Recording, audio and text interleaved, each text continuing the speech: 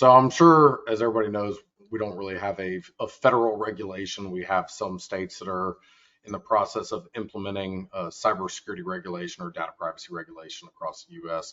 But for the most part, what's really driving this market is going to be the commercial market as a whole, kind of the banks, the big private equity groups that we mentioned before, as well as the cyber insurance market, which is really starting to drive the implementation of cybersecurity and cyber insurance across the board. Kind of the state of the market that we're looking at right now, I'm sure everybody remembers after COVID when cyber insurance was a hot topic. We saw tons and tons of activity as everybody went remote, and essentially we saw that hockey stick of, frequency and severity of cyber events. Well, the cyber insurance market never truly found an equilibrium because of cyber risk itself, being that it is incredibly volatile. It's the nature of loss from a frequency and severity standpoint is all across the board.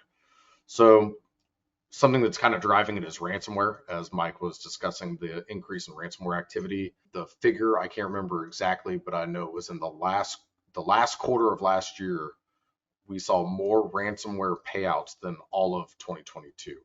And we're already seeing the exact same activity today. So I mean, we're already seeing more activity, threat activity that's increasing. And the reason for that is the AI. So I mean, as much as everybody knows, ChatGPT is this awesome tool. AI is changing everything. It's revolutionary.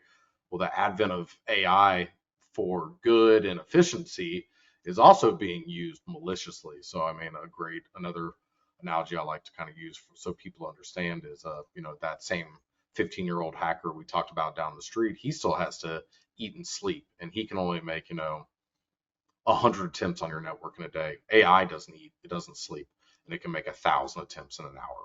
So I mean, this is what we're looking at, and so that activity is increasing the market's hardness, which means it's going to be harder for companies to acquire new cyber insurance, and underwriters are going to place a ton of scrutiny on not only your cybersecurity controls, like the technology that Chad's talking about, but they're even more so this year, they're going to be heavily looking into policies and procedures, which one of the most critical ones that we've hit time and time again is the incident response planning. Some other items that we're really starting to see within the cyber insurance are like the contractual requirements we're seeing from all of our clients, our vendors, our partners, that they're sending us their contracts, and they're all showing, that they have a cyber insurance requirement in there, whether it's $1 million for a standard service agreement, or if you're a oil field operator out in Midland and the operator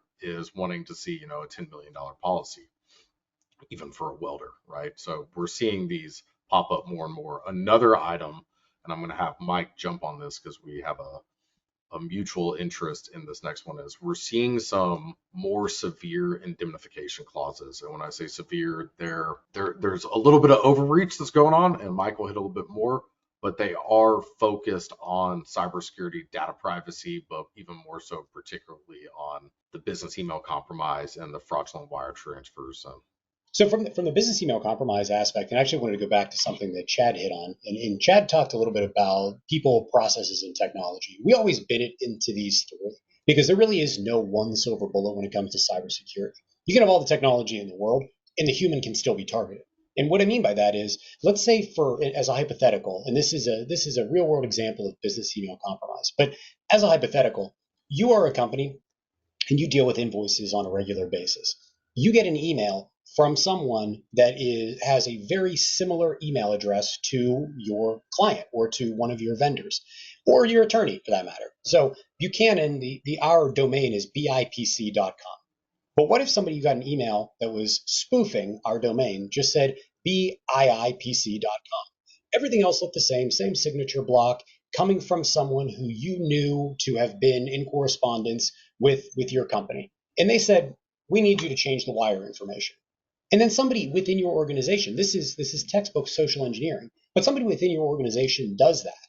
There is no technical solution for it. There are policies, there are procedures that you can put in place requiring two-factor authentication and I don't mean multi-factor authentication. I actually mean somebody to come in and say, yes, that looks good, and give a thumbs up. requiring out-of-band communication with the person who initiated that request through a phone number or through a separate line of communication than the email was sent to verify that they are who they say they are. And then just general training of your personnel. But if that gets through, it's not a technology that's going to protect you. It's going to be the people and processes. And how well do you prepare your people? And how well do you ensure that your processes are effective against these emerging threats?